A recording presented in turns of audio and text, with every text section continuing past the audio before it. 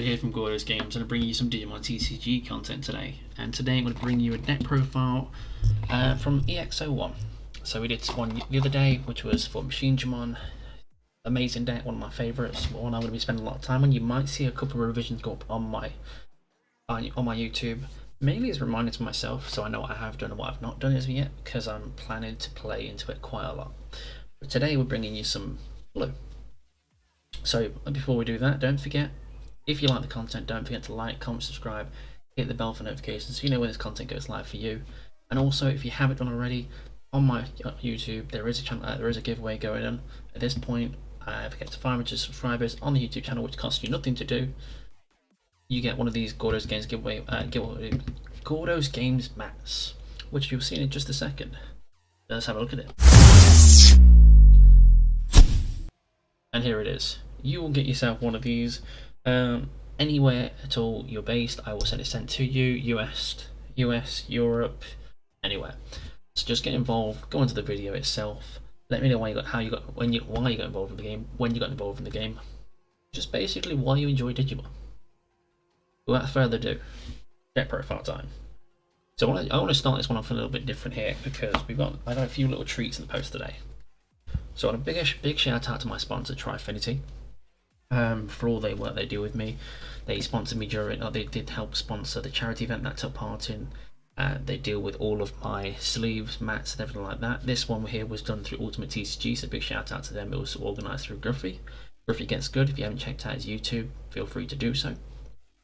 But I received my team sleeves, so as you may know, I am part of a team called Legion. Let's just show you these for a minute there. So as you can see, we decided to get a nice little unique design put together for us, and I think it's quite nice because it goes into BT8, where we get all the armor Digivolve and stuff. Because personally, some of the armor Digivolves are probably some of my favourite Digimon overall, especially Flamedramon. Ironic that that one's there. And to go along with that, I had some custom ones done. So I had some Flamedramon, I've got some Gankumon, I've got some Jesmon. So yeah, big shout out for tri-finity for the work they do, for the actual sleeves they do for me, the mats, and don't forget to check them out. They are on Facebook, tri-finity Customs. But enough for all that. Let's go to the deck profile. So X, or Demi Vimo. Kind of gives you an idea of what deck we're playing already. No, it's not Megazoo. On swing, if you have Jam, draw a card, and then a one of Upamon. On swing, if your opponent has a Digimon with no Digivolution sources, you draw a card. Both apply to draw power. This you can change into anything. It could be any of the Demi V ones, which give you a buff or anything if you want to spend, or for cards in hand. It's a flex, but the last one is. The other one's a must. Now, rookies, I think are on 14. Run a one of Vmon Jamming, purely because I like the look of this card.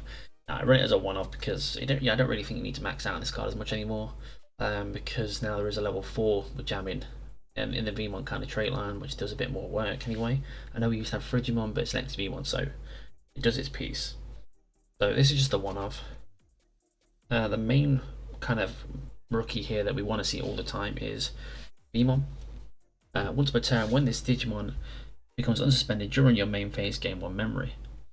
So what that means, let's go back to Imperial 1. Actually, both Imperials. Imperial 1.5, as long as you're going to have a Imperialdramon or a Dino Beamon, it reduces devolution cost by 2. This, if you unsuspend, reduced by a further 1. So it becomes a 2 cost devolution. And then the same for the new one. That one's a 3 devolution cost, but then becomes a 2 cost because you're unsuspended. So pretty good value. Run 2 Molokai Betamon. Memory Stoppers, Ice Wall is a thing, Hammer Sparks are still a thing, Ultimate Connection from Machinedramon is a thing, so there's a lot of things that gain memory now. So this is to help with those matchups. We run 4 Vmon, which is when the Digimon becomes suspended during your main phase, trigger draw 1 once per turn. So you want to spend with the Imperialdramon at level 5 or the Imperials at level 6, get a draw. It allows us to cycle through the deck a bit more. And then from the starter decks, we've got the Vmon. Its other effect is irrelevant to us because we don't run all force, but if you have 7 or fewer cards in your hand, trigger draw 1 on swing. So as you can see, we're aiming for a lot of draw power, a lot of utility from the underspend, gain of memory. And there's just a lot of versatility with the Vmons that we've got access to. Level 4s. Okay, I can't remember if I run off the top of my head here, so I'm going to go with them. One of Grizzlymon, and it's not just because it's the event pack one. It's nice just to have a 6 cost blocker sometimes, because there are those that would just be that a little bit over the top of your 5Ks. Yes, the one cost Digivolve is nice. Sometimes you just need a little bit bigger of a body. And to go off the back of that, we do run 3 of the 1 cost blocker, because we do want to keep some sort of cheap cost whilst we're going through it. But a 1 of is nice. It can come up, and it's only 5 cost to drop as well. So worst case scenario, let's say you tamer down. You've got nothing else you want to do for the turn, but you need to get a blocker down. Throw this down, and your opponent's on 2, as long as they don't have a tamer themselves. Probably the best and most important card in this deck now, relating to the newer stuff, X-Vmon. First things first, it has jamming, amazing. Secondly, while this Digimon has Imperialdramon in its form or free in its traits, it gains jamming, which is pretty good, overall, because that means the new Imperialdramon gets jamming. It means the new Pyaldramon gets jamming because they don't inherently have it built in. The new Imperialdramon has the effects, which I'll go through later in the video, but this one does come up quite a lot. There are other things that have free in their traits, like Grand Coaga OTK, that one. So if you wanted to go a blue base and then go Dino B, and then go into a Grand Coaga off the top of all those, you could use it to get jamming that way if you don't have power ones. As a crazy idea there for you. Lastly, run 2 Stingmon. This gives you jamming. You've guessed it, this gives you piercing if you have Imperialdramon or free in its traits. It also has piercing itself, but I'm not swinging for piercing with a 5k. That's just crazy.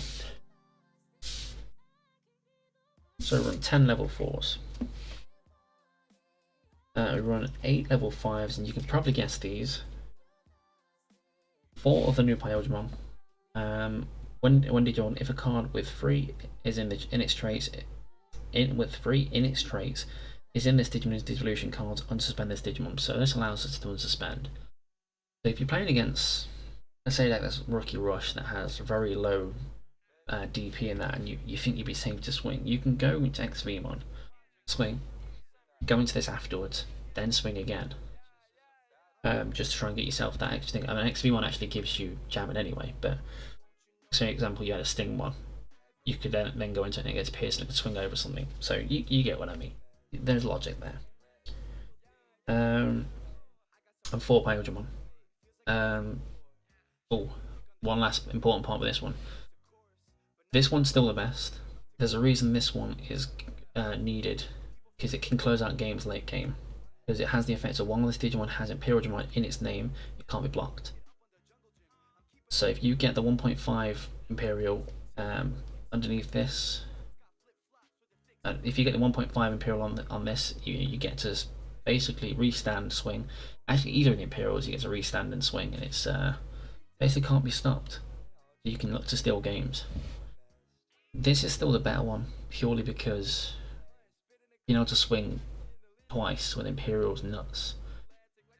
But technically, you go swing, go into Imperial, restand, swing, restand, swing. So you're getting 3 swings just from that alone. I've had games where I've literally swing. I had 2 or 3 Digimon. Obviously, one of them had jam in, one of them didn't. But I managed to get off 6 swings in 1 turn and took game. It's just nuts when it goes off. Now we'll see the level 6s. We run 7 here, and this is where I was trying to figure out the ratios to start with, which one I preferred more. And I have to say, still this one. It's just not a bad card. 12k body. Yeah, okay, it's got the 5 cost to Digivolve. As long as you're not playing against things that stop you from reducing Digivolution costs, it's not too bad. You get around it with things like Gaussmon and things like that, but you don't see many people teching those in. But having it built in jam in with the Sting ones at level 4, being able to give it piercing, I've had it come up where I've been able to clear a board and apply pressure. So it's really strong. But then, to go along with that, if I could run 4 of each and be viable, I would, but this one has its own merit. For one, it unsuspends like this one would, as long as you have 3 in it straight, which is great. And for each Digimon in this Digivolutions card, it gets plus 1000 DP. But when you unsuspend this Digimon, just one key part to remember is you can suspend one of your opponent's Digimon. Now I've had a circumstance before, whereas my opponent had a Titanmon and had a Skullgreymon at the bottom of it. So obviously, naturally, if I swing into it, even if I was bigger than it, for instance, I wouldn't be able to actually kill it without killing myself. So it's kind of counterproductive. So I went into this, I suspended his Titanmon, and I swung into security, restood because I had this underneath it, swung into security again, and then I had an Omnion in hand to go on ahead and swing straight into his Titanmon, and then trash to stay alive. Now that was all because of the effect of suspending, and that's why this one is an interesting card overall, because it does offer you that tech. Because a lot of times you'll see against Imperials, whereas they'll try and just get that one last blocker down to Indy from getting it, or they'll be like, oh, he needs a Lobo to win. So that one just gives you that kind of answer.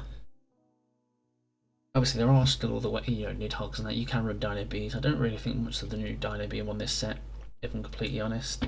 The old one's probably better out of the two, but I don't think it's necessarily you can go with it if you really want to go with a Nidhogg Spice.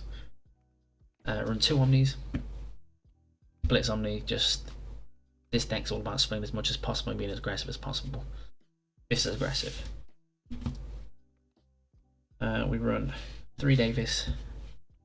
It's a must. Davis, just you need to get resets of 3 all the time. You need that kind of sustainability, and this allows you to add a 1 blue and green Digimon to your hand when you play it now. So Sting 1, so it allows you to potentially plus. We run 4 Ice Wall because, well, Ice Wall's dumb. There's no two ways about it. I mean, we all know it. That's why everybody's trying to literally get as many of these as they physically can. People are stocking up masses of this card. It's got a blanket effect, so all of your opponent's Digimon gain when attacking lose 2 memory until the end of their next turn. So even if you have something raising, you play anything else that has rush or anything like that, they will gain the effect to lose 2 memory. So it just the amount of times I've Digivolved up and done all my swings with my Imperial, Ice Wall for 1. Means that if they want to attack into my Imperial because I'm unsuspended, they're going to have to pass turn back to me. And I'm likely to do more from my turn because I'll have a Tamer turn, this, that, the other. Then we've got 2 Mem Boost. I would run the Hammer Spark still, but this does the same from security. This does better overall for from hand play down over the Hammer Sparks. I know it costs 3, but it allows gives me 2 back later on, so I can potentially set up for a kill turn. But that's the deck. Let me know what you think, your thoughts are, if you do like it, any suggestions you've got. And don't forget, if you do enjoy the content, don't forget to like, comment, subscribe and hit the bell for notifications so you know when this content goes live for you, alright?